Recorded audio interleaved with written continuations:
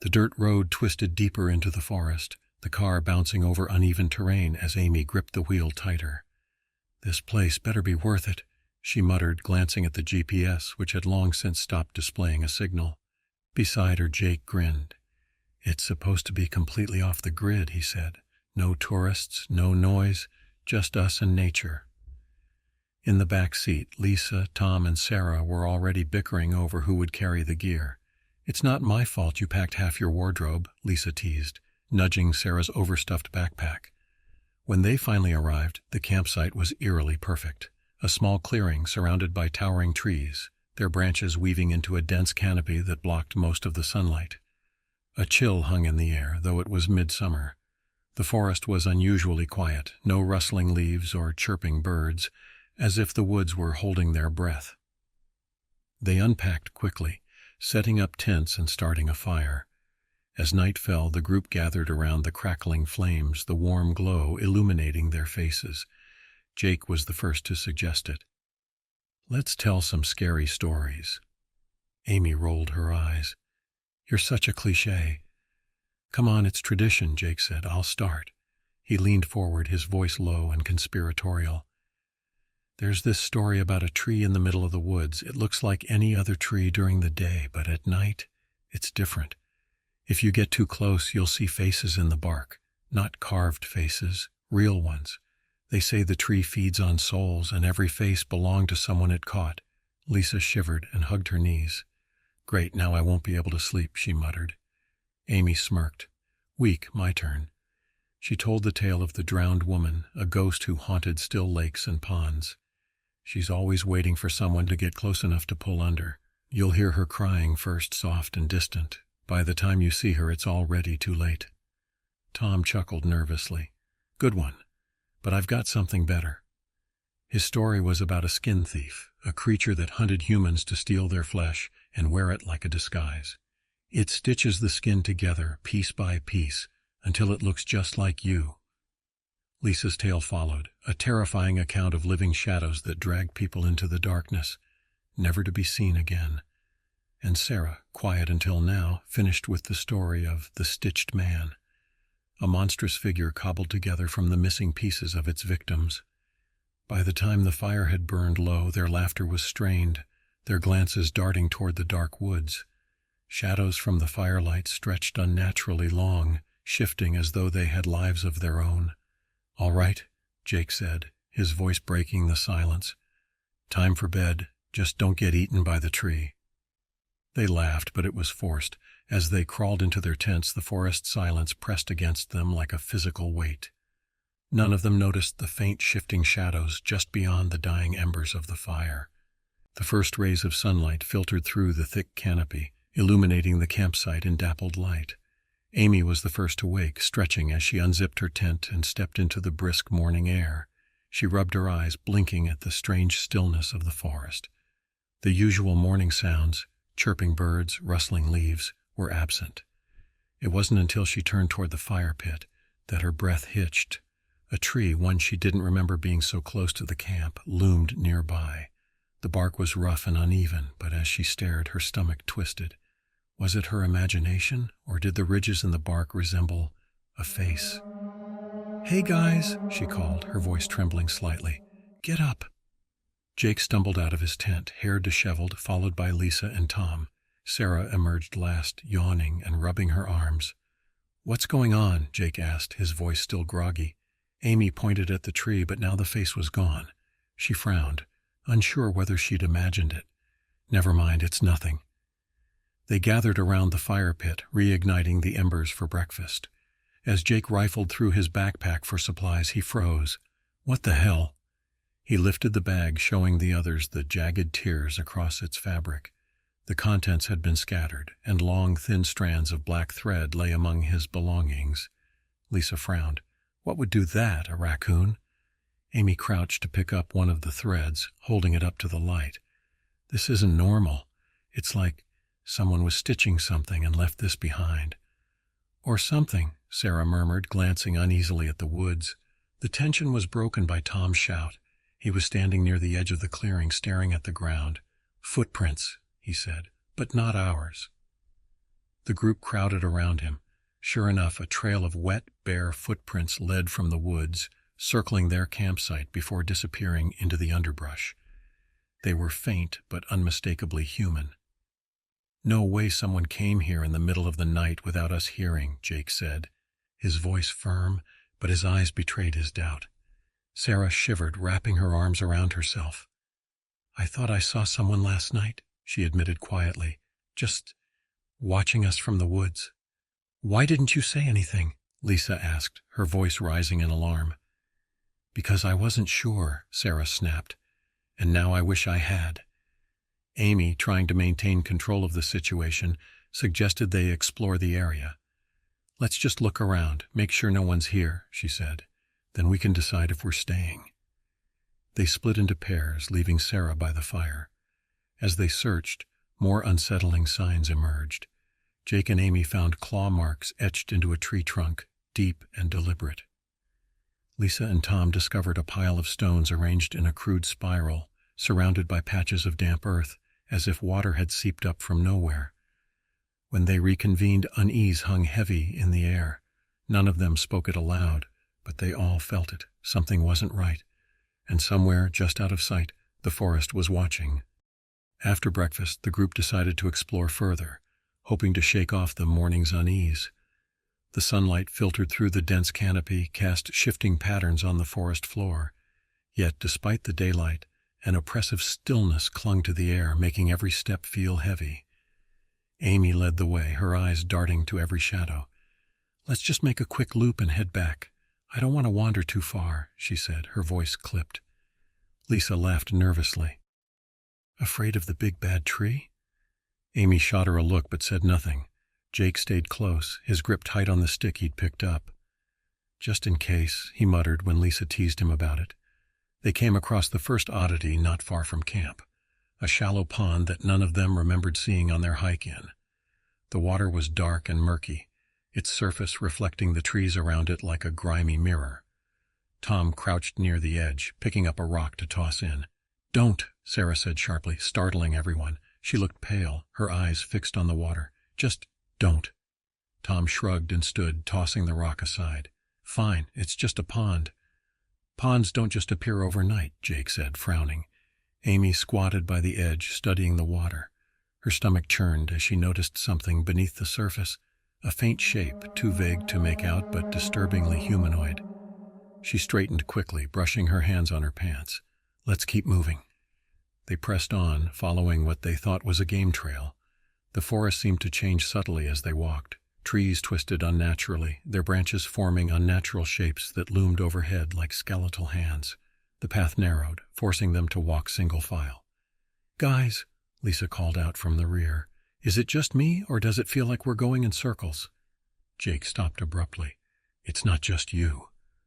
Ahead of them stood a tree with deep gouges carved into its bark, gouges they'd passed before. Amy's pulse quickened. "We've been here already." "Great," Tom muttered, lost in the middle of nowhere. "No, we're not lost," Jake snapped, though his voice lacked conviction. "We'll head back to camp." As they retraced their steps, Lisa stumbled over something buried beneath the leaves. She bent to pick it up and froze. "What the hell?" she whispered. It was a patch of skin, pale and leathery, with jagged edges as though it had been torn from something or someone. Worse, it had been pierced through with a rusted nail, pinning it to the tree next to her. Amy grabbed Lisa's arm, pulling her back. "Leave it," she said urgently. "Let's go." Lisa let the piece of skin fall, her hands trembling. They hurried back to camp in silence, each one feeling the weight of unseen eyes on them. When they finally reached the clearing, Sarah ran to meet them, her face white. "Where were you?" she demanded. "Something was here, I heard it, heavy footsteps like boots, and it didn't sound human." The group stood in uneasy silence, the forest pressing closer. No one wanted to admit it, but they all felt the same thing. They were no longer alone. By the time the sun began its descent, a deep unease had settled over the camp. The group sat close to the fire, their laughter and banter from the night before replaced with forced small talk. Shadows stretched long across the clearing, growing darker with every passing moment. Jake broke the silence. "We should leave in the morning," he said, poking the fire with a stick. "This place is off." Amy, sitting beside him, nodded. Agreed. Something isn't right here. Tom crossed his arms. We've already paid for the permits. We can't just bail because of some spooky vibes. Spooky vibes? Lisa snapped. Tom, we found skin nailed to a tree today. That's not a vibe. That's a huge neon red flag. Sarah sat apart from the others, her gaze fixed on the dark line where the trees met the clearing. It doesn't matter if we leave, she said quietly. It'll follow us. The others turned to her. What are you talking about? Amy asked.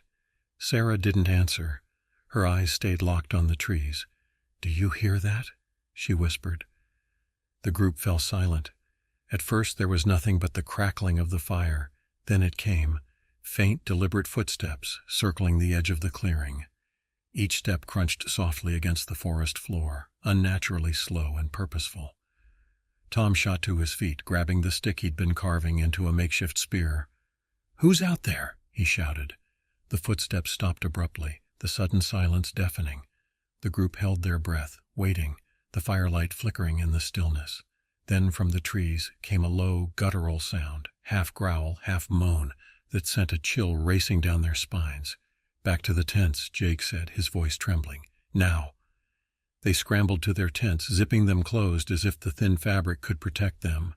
Amy clutched her flashlight, her heart pounding as she and Lisa huddled together. Outside, the footsteps started again, slower this time, circling closer to the tents. Do you see anything? Lisa whispered. Amy shook her head, too afraid to speak. The footsteps stopped outside their tent, so close she could hear the faint rustle of leaves. A shadow passed across the thin fabric, long and misshapen, its movements jerky and unnatural. Suddenly, from the other tent, Tom screamed, "Get away!" Amy and Lisa unzipped their tent just enough to peer out. Tom stood by the fire, his stick held like a weapon.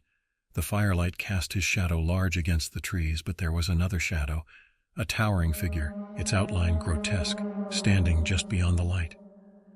Jake bolted out of his tent, yanking Tom back. "Run!" he shouted. The group fled into the woods, their flashlights bouncing as they sprinted through the dark. Behind them, heavy footsteps followed, faster now, closing in. A guttural growl echoed through the trees, and the group scattered in panic. Amy stumbled, her flashlight flickering. She looked back just in time to see a figure standing in the distance, its twisted form illuminated by the dying campfire.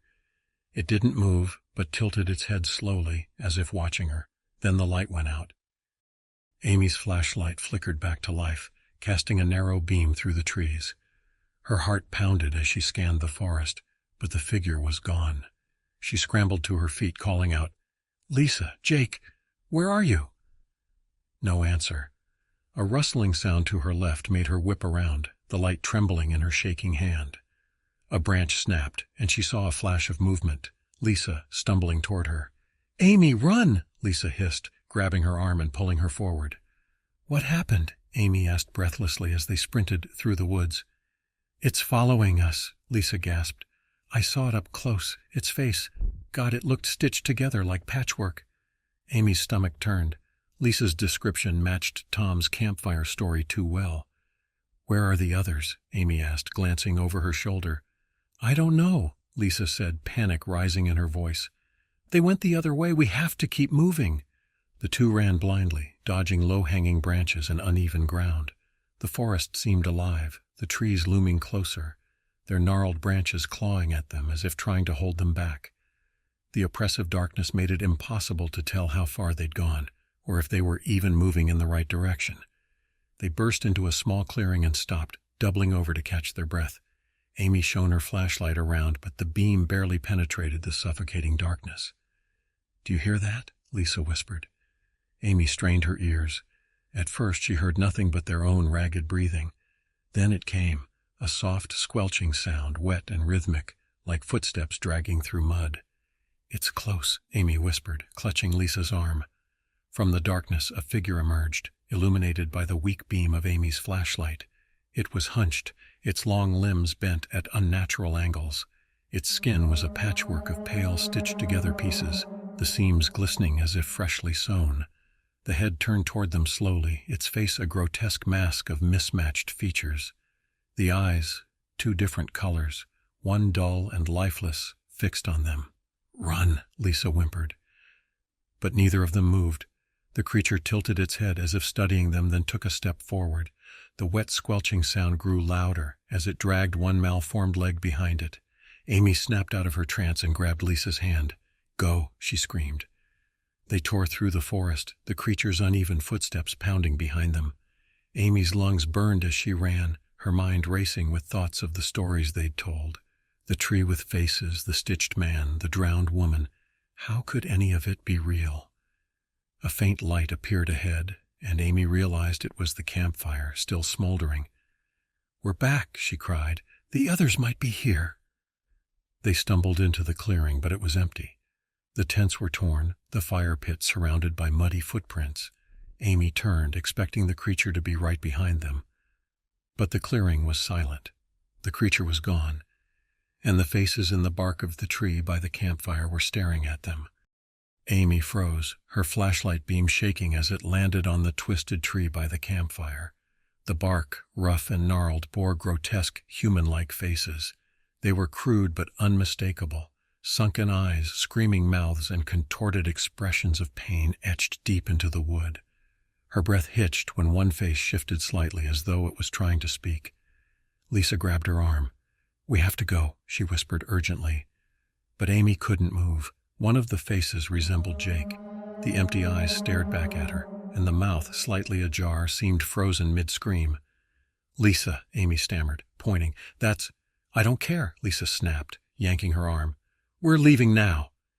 Amy allowed herself to be dragged away, her gaze lingering on the tree until it disappeared behind the thick foliage.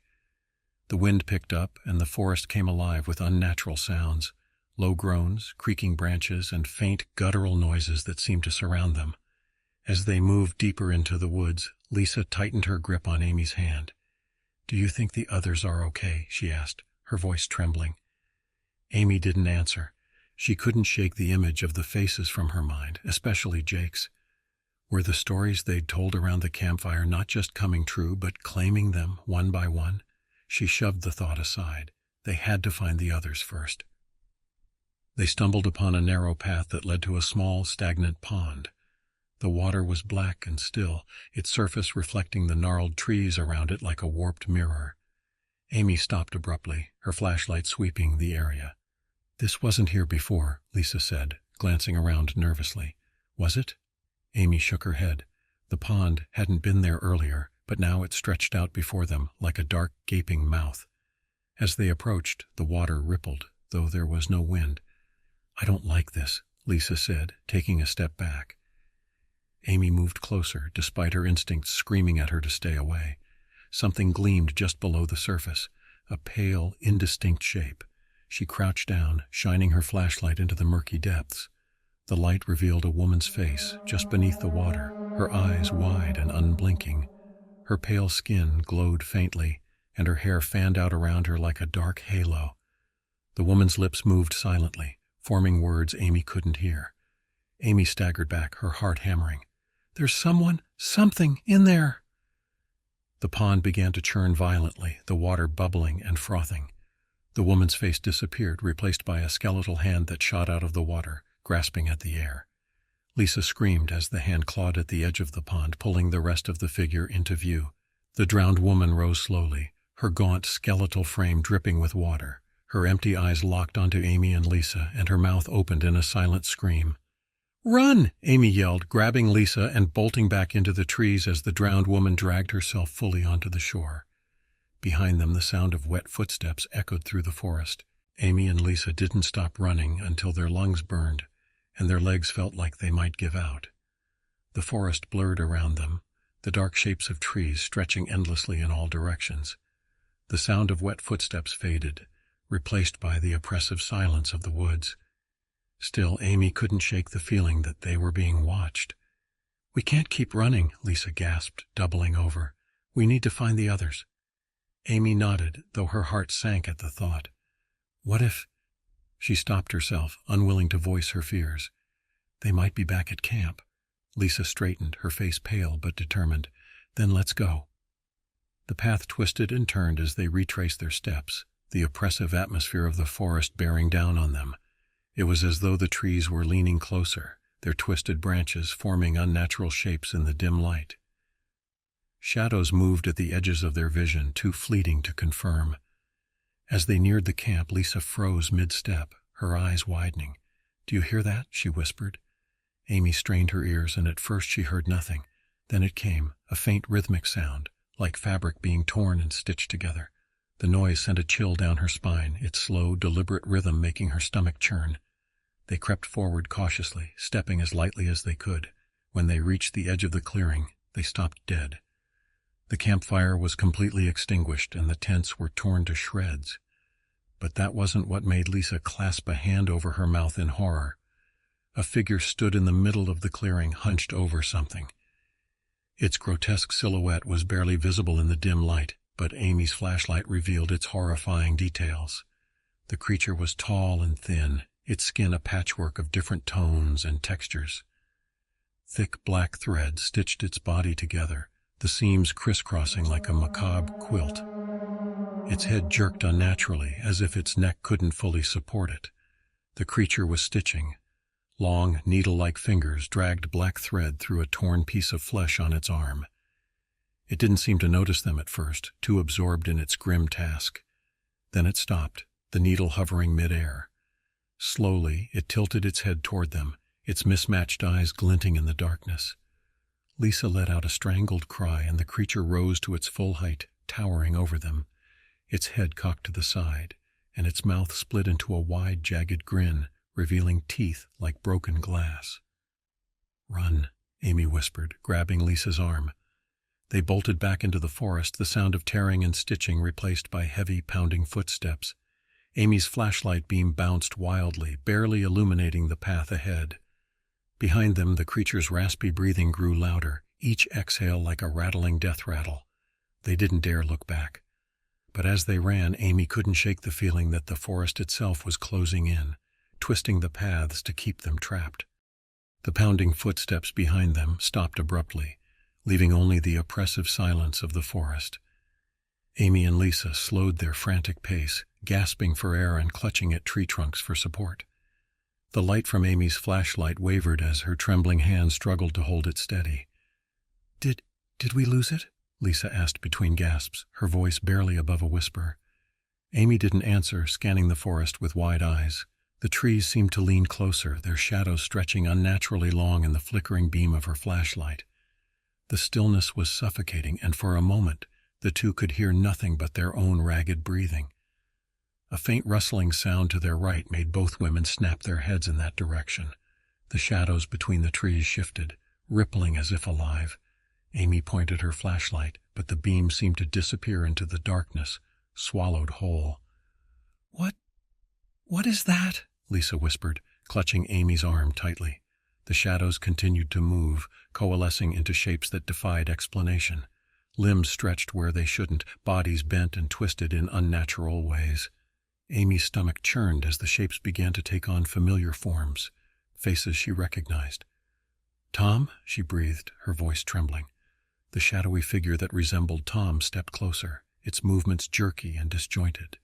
Its face was wrong, the features twisted and grotesque, like a reflection in a shattered mirror. Behind it, more shadows emerged, each one taking the form of someone they knew: Jake, Sarah, even Lisa and Amy themselves. "This isn't real," Lisa said, shaking her head. "This can't be real." The shadowy doppelgangers advanced slowly, their blackened hands stretching out as if to grab them. Amy's flashlight flickered again, the beam growing weaker. "Run," she whispered, pulling Lisa with her. They sprinted through the trees, the shadows following in eerie silence. Amy's mind raced as she tried to process what was happening. The stories they had told around the campfire were coming to life, but not in the way they had imagined. These things were warped versions of their fears, twisted into something far worse. Lisa stumbled and fell, crying out as she hit the ground. Amy turned back, reaching for her friend, but stopped cold.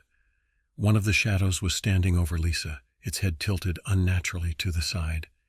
It raised a hand, its fingers elongating into sharp, claw-like points. "Get up," Amy screamed, grabbing Lisa and yanking her to her feet. They ran again, the shadow close behind them. Its presence was suffocating, an unnatural void that seemed to pull the light from their surroundings. When they finally broke into another clearing, the shadows stopped at the edge, writhing and shifting like smoke. Amy and Lisa stood panting, too afraid to move. The shadows didn't cross the invisible boundary, but they lingered, watching, their hollow eyes glinting with malice. "They're waiting," Lisa whispered, her voice hollow. "For what?" Amy asked. Lisa turned to her, her face pale. "For the dark." Amy and Lisa stood in the clearing, their breaths coming in shallow gasps. The writhing shadows at the edge of the forest didn't move closer, but their presence was a constant, looming threat. Amy's flashlight flickered, the battery threatening to die. "We can't just stand here," Lisa whispered, her voice barely audible. "We have to find the others." Amy nodded, though her legs felt like lead. "We need to move before it gets completely dark," she said, glancing at the horizon where the last sliver of sunlight was rapidly fading. They stepped cautiously out of the clearing, sticking to what they thought was the trail. Every sound made Amy's pulse race, the crunch of leaves beneath their feet, the snap of a distant branch, the rustle of unseen movement in the underbrush. The forest felt alive, as though it were breathing with them, its heartbeat matching their fear. Do you think they're okay?" Lisa asked, her voice trembling. Amy hesitated. "I don't know," she admitted, "but we'll find them. We have to." As they pressed on, the oppressive darkness grew heavier. The trees seemed to close in, their branches twisting together to block out even the faintest hint of moonlight. Amy's flashlight beam barely penetrated the gloom, casting eerie, flickering shadows. Then they heard it, a low, guttural growl that froze them in their tracks. The sound came from ahead, deep and resonant, vibrating through the still air. Amy gripped Lisa's arm, her heart hammering in her chest. "Stay close," she whispered. The growl came again, closer this time. The underbrush rustled, and a figure stepped into view. It was the stitched creature, its patchwork skin glistening in the faint light. The thick black threads holding it together seemed to pulse, as though alive. It raised its head, its mismatched eyes locking onto them. Amy grabbed a nearby branch, brandishing it like a weapon. "Stay back," she shouted, though her voice cracked with fear. The creature tilted its head, its jagged grin stretching impossibly wide. Then it lunged. Amy swung the branch, striking the creature's arm, but it didn't even flinch. Its long, clawed fingers swiped at her, narrowly missing as she stumbled backward. Lisa screamed, grabbing a rock and hurling it at the creature's head. The impact made it stagger briefly, giving them a precious moment to run. They bolted through the woods, the creature's heavy footsteps pounding behind them. Amy's flashlight finally died, plunging them into complete darkness. Blindly they ran, the sound of snapping branches and Lisa's panicked breaths guiding Amy. As they ran, the stitched creature let out a guttural roar, and the shadows surged forward, blocking their path. Amy stopped short, her heart sinking. The shadows twisted into humanoid shapes, each one more horrifying than the last. She recognized the warped face of Sarah among them, her mouth opening in a soundless scream. Lisa sobbed. "It's over. We're not getting out." Amy shook her head. "We have to try." She grabbed Lisa's hand and ran toward the tree. The faces on its bark twisted, their expressions of pain intensifying as the women approached. Amy placed her hand on the rough bark, feeling a surge of heat beneath her palm. "What are you doing?" Lisa asked, her voice frantic. Amy didn't answer. She grabbed one of the hanging branches, snapping it off with a loud crack. The stitched creature and shadows hesitated, as if wary of the tree. Amy swung the branch at the shadows, and they recoiled, their forms flickering like fire about to be extinguished. "Go!" Amy shouted, pulling Lisa through the gap. They ran, the shadows melting away as they passed the tree's boundary. The stitched creature roared again, but didn't follow. The oppressive darkness lifted as they burst onto the dirt road where their car was parked. Amy fumbled for the keys, shoving Lisa into the passenger seat. The engine roared to life, and she sped down the road without looking back. As they drove, Amy's hands shook. Lisa sat silently, staring out the window. "We made it," Lisa whispered, but her voice was hollow. Amy nodded, though her mind was racing. She glanced in the rearview mirror, her blood running cold. In the back seat, barely illuminated by the dim interior light, was the stitched creature's face. The car veered and crashed as Amy screamed. Hey guys, if you like my videos, please like and subscribe to my channel. I would really appreciate it, thanks.